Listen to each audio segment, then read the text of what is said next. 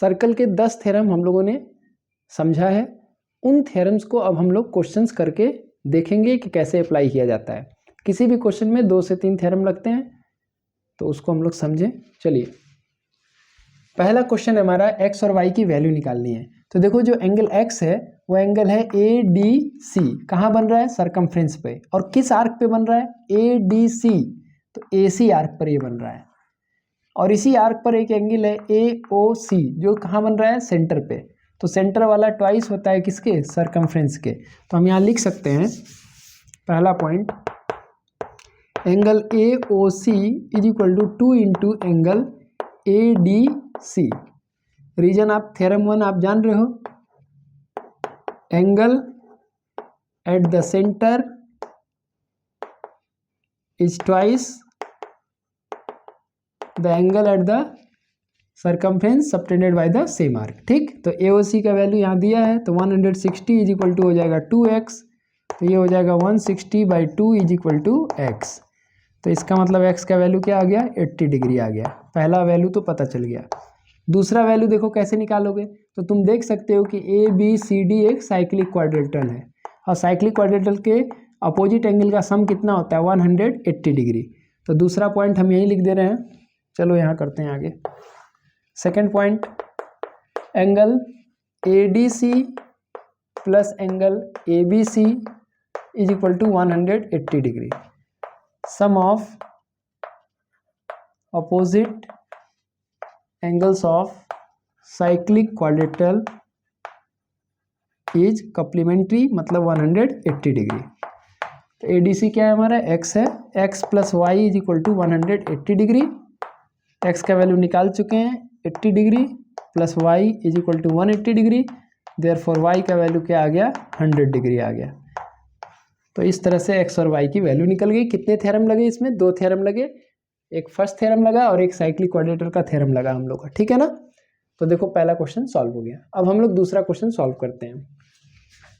AC is the diameter. मैंने आपको बताया था कि अगर क्वेश्चन में डायमीटर दिया है तो angle in a semi circle is 90 degree, ये वाला कॉन्सेप्ट लगता है। ठीक है, तो ये कॉन्सेप्ट कहीं ना कहीं इस क्वेश्चन में लगेगा। Calculate DEC। देखो क्या है? DEC यानी DEC, ये वैल्यू आपको निकालना है। और ये देखो पैरेलल भी दिया है, AC is parallel to ED। ठीक, तो ये वैल्यू अगर पता चल जाए तो ये निकल जाएगा हम लोग का। ठीक, क्वेश्चन को समझो अच्छे से।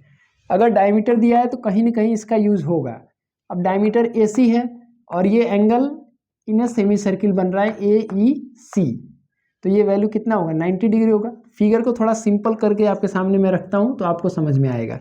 देखिए, एक है हमारा ये डायमीटर AC, ये एंगल बना रहा है A, यहाँ पर सरकमफ्रेंस पे एंगल है EAC, और एक एंगल ये है, देखो कौन सा एंगल है ये? EBC। तो दोनों का वैल्यू देखो सेम होगा। अगर ये क्वेश्चन में दिया है 63, तो ये वैल्यू भी सेम होगा। क्या रीजन होगा? Angle in the same segment of circle. यानी पहला पॉइंट यही है, angle EAC is equal to angle EBC is equal to 63 degree. Angle in the same segment, angle in the same segment of circle.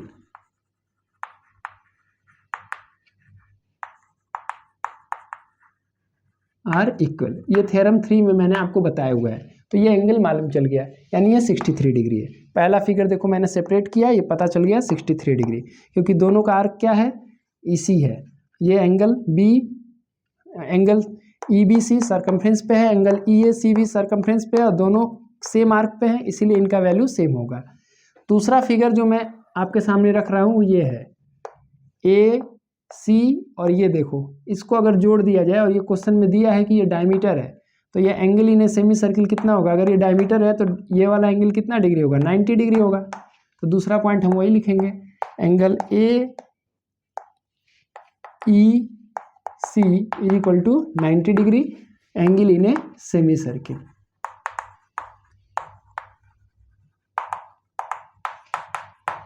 ठीक है, अब देखो कि 2 theorem लग गया इसमें। जो क्वेश्चन है हमारा उसमें 2 थ्योरम हम लोग अप्लाई कर लिए। अब तुम इस फिगर को इस तरह से देखो कि अगर ये वैल्यू तुमको पता चल गया, ये वैल्यू भी पता चल गया, तो ये तो निकल जाएगा ना angle sum property of triangle से। ठीक है, कैसे?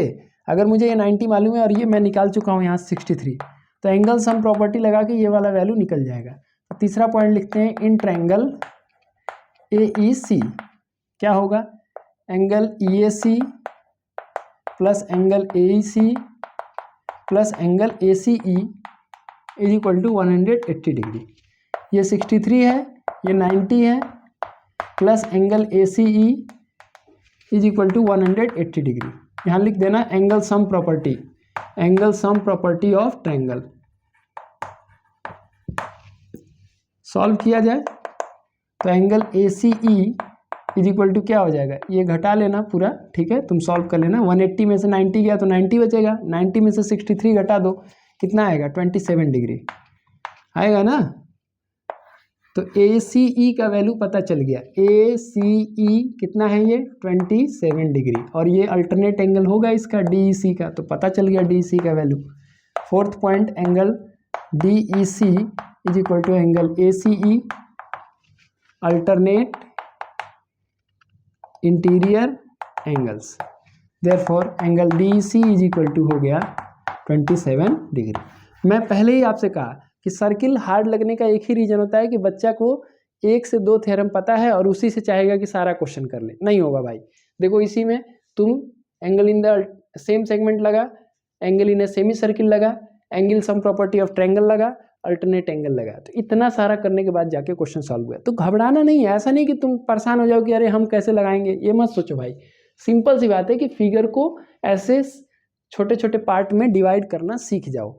जो तुम थ्योरम सीखे हो, जो मैंने 10 थ्योरम बताया, उससे ज़्यादा थ्योरम नहीं लगेगा, बस पहचानना सीखो कि कहाँ डायमीटर दिया है तो क्या थ्योरम लगेगा, आर्क कौन सा है, कहाँ अल्टरनेट बन रहा है, ठीक है, ये सब चीज़ पहचानने लगोगे तो क्वेश्चन तुम आसानी से कर लोगे। अब इसी तरह आगे हम लोग क्वेश्चन करेंगे और मैं रिक्वेस्ट करूंगा कि आप 1 बाय 1 देख लो, बिल्कुल एकदम फायदा है, क्योंकि एग्जाम में श्योर यहाँ से आपको क्वेश्चन आएंगे और आप सॉल्व कर लोगे। Thank you.